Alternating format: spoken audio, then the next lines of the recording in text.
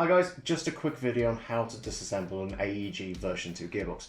Now this one actually needs a bit of a service and a cleanup, so I thought I'd just show you my way of taking this apart without losing any of those little springs inside it. So first off, if you actually don't know how to take this out of the M4, I will leave a link in the description below on how to strip one down. That being said, what we've got here is your standard version 2 gearbox.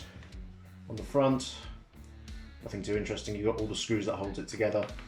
On the back you have also got your selector place here. Now this actually does all your tricky stuff, so all the way forward is safe, bring it back, this little lever here falls down, you can pull your trigger, that gives you your semi-shot, pull us all the way back, and that's your full auto function for the gearbox. Very simple, very easy, but very important. So on this one I've also got a quick change spring system on this. Easy ways to do these, Allen key, push in, rotate 90 degrees, and the spring should just come straight out. Now, if you haven't got a quick change spring system, it is going to be a little bit trickier. So for this case, if you don't have a quick change spring system, I'm actually going to open this up without taking the spring out, just to help you guys out. First off, you want to remove all the screws here, and I'll just do a few cuts just to speed things up. So just remember, when you are taking screws out, remember which hole they go in. Rule of thumb, the shorter screws are normally along the top, and the longer ones are for the rest of the body. If not, you can always map one out on a piece of cardboard or something, just stick them in so you know exactly where they're going. So if you are going to open one of these without a quick change spring system, what you want to do, little screwdriver or something, stick it in the back onto the spring guide, and you want to put a little bit of tension just so it's not going to ping up when you open up the case. You don't want to push it all the way down because that's actually going to lift the cylinder up and ping you in the eye. You just want it so it's level. And then what I normally do, a little flat head, just slowly prise it up enough, just so you can get your fingers in. Put some pressure on the cylinder as well, and eventually it should spring out. No, it needs a little bit more. There we go. Just like that. Then of course release your spring, take that out. On this one, the bushing has actually come out of the top parts. They just plop in, push them in, that's where they go. So first off, let's have a look at the piston and cylinder. This is all the connection here. Tappet place, that's along here, that actually runs your air nozzle, works on that little spring there. Need to take that off first, and all you do, put your finger over it so it doesn't ping off and go missing in the carpet, and then it just lifts straight out. So here is your cylinder and piston setup. First off, piston comes straight out the cylinder. On this you've got your metal teeth, some of them are polymer. You've also got your piston head as well, normally held in by just one little screw. Sometimes at the front, sometimes they're all the way down there.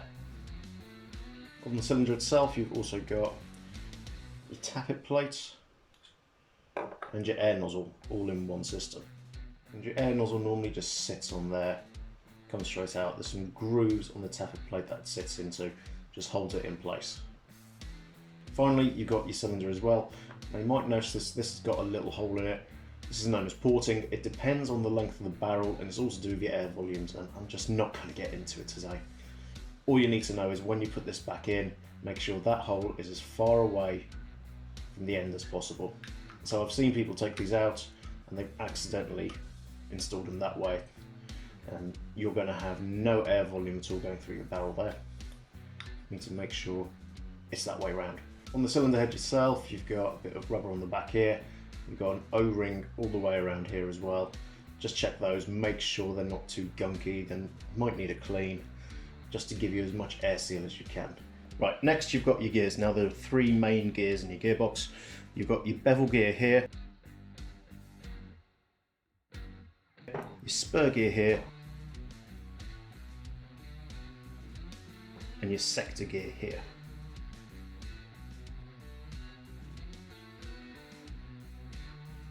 And these literally just come straight out like that. So when you take these out, watch out for the shims. There are these little spaces on the top here, and they basically, if you have them too tight or too loose, you are actually just going to damage your gearbox. So if it's got 3 shims on the top and 2 on the bottom, make sure they go back in the way they come out. Next is the bevel gear. Now when you take this out, be careful of this one here. This is the anti-reversal latch, and that stops the gearbox back spinning. So put some pressure on, pull out your bevel gear, and then you can take off your anti-reversal latch. And these things, if they go missing, if they go wrong, they are an absolute pig. Finally, you got your spur gear. Again, make sure to watch out for the shims. Make sure none actually get stuck on the gear casing as well. Next is your trigger assembly. Now this is where all the electronics happen. Works very simply. You pull your trigger, that makes contact, that sends power to your motor, and all the magic happens then. So to take this apart, you've got a little spring on the top again. Just release that. And then take the trigger off. The triggers can be a little bit funny, but they do just pull off like that. Next you've got a little screw here.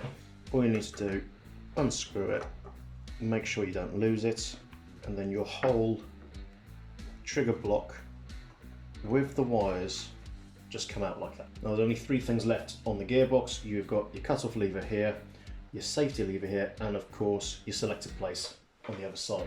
So to remove your safety, again, you've got a little screw there, undo it, and this is going to come off in 3 parts.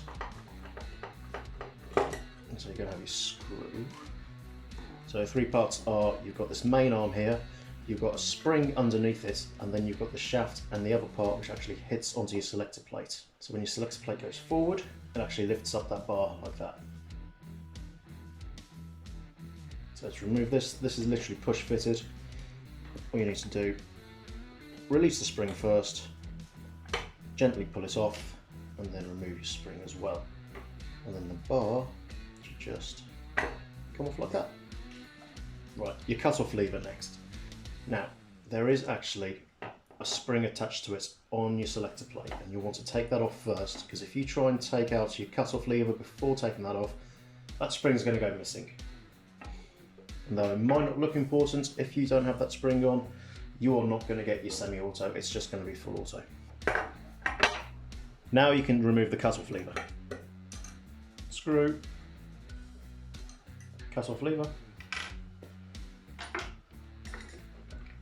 and then your selector plate will just slide off like that.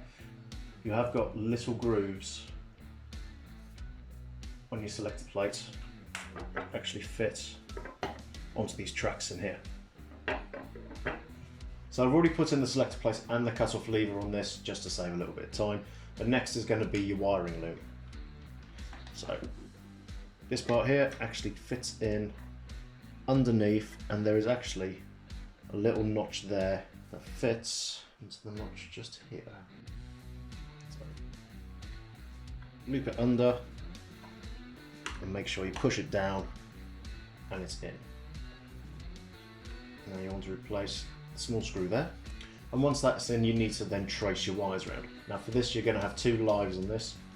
You're going to have the long one and the short one. The short one goes down to the pistol grip, which is this one here, and the long one goes to the back of the gun, this is the rear wide one, to your battery itself. So you want to have the long one going in underneath. Just follow it all the way around the track, and coming out the end top here. And then the shorter one feeds on top of it. If you've got some kind of wiring like this, which is really thin, it does have a little bit of a memory to it as well, so you'll be able to see those kinks, you'll be able to work out what goes where. And now the negative wire just fits in like that, and that's your wiring done. Now the wiring's done, you're going to want to replace this little spring, which just sits on the top here. Just hooks in on some teeth at the top, and onto this pole as well. Once that's in, you're just going to want to check it. Easiest way to do that, push it forward and see if it retracts. If it retracts, great. Now those are in, I think safety's next. Safety is going to come in 3 parts. This long rod here, the spring, and then the actual stopper. Goes in, underneath just there. And now the spring. So you've got 2 parts of this. You've got the short Sharpie part and a bent part. The short Sharpie part fits in like that. This part goes over the top with the spring on. Fits in like that. Check the spring. All good. And now replace the screw. Right, now that's in, you're going to want to replace your trigger. So your trigger's going to have 2 parts. You're going to have the trigger itself and the trigger spring here. And these fit on in a particular way. Short end goes through the trigger, the long end is going to sit flush on the underneath of the gearbox.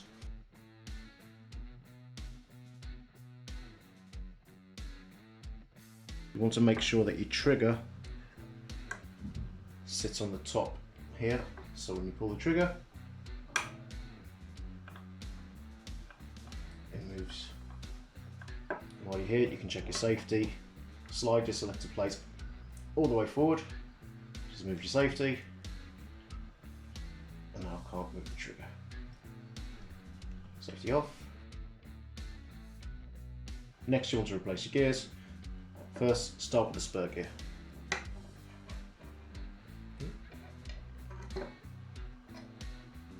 Just remember, keep those shims in the right place. And then I normally go for the sector gear, which sits on top there. Finally, you want to replace the bevel gear, but before you replace that bevel gear, you're going to want to put that anti-reversal latch back in. Now, with the bevel gear, don't just place it straight on top. That anti-reversal latch is not going to work. What you need to do is actually pull the anti-reversal latch back, make sure there's tension on there, because if I let go of that, it goes forward again. Pull it back, and now you want to put the bevel gear in. Just like that. And now for added security, just going to replace that magnet.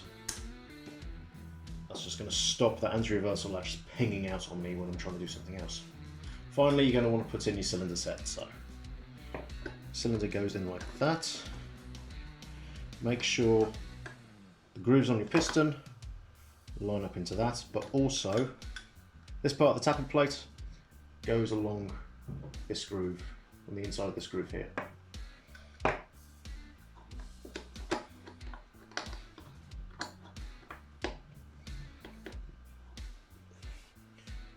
What you're also going to find is we've got a hole each side of the cylinder head and actually fit in there on both sides of the gearbox case.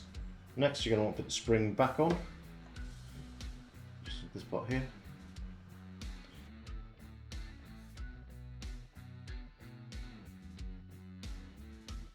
Right, only thing left to do now, for me anyway, because I've got a quick change, put the case back on, spring back in with the spring guide. Once it's all back together, put the screws back in. As always, if you've got any questions, please leave them in the comments below. Until next time, thanks for watching.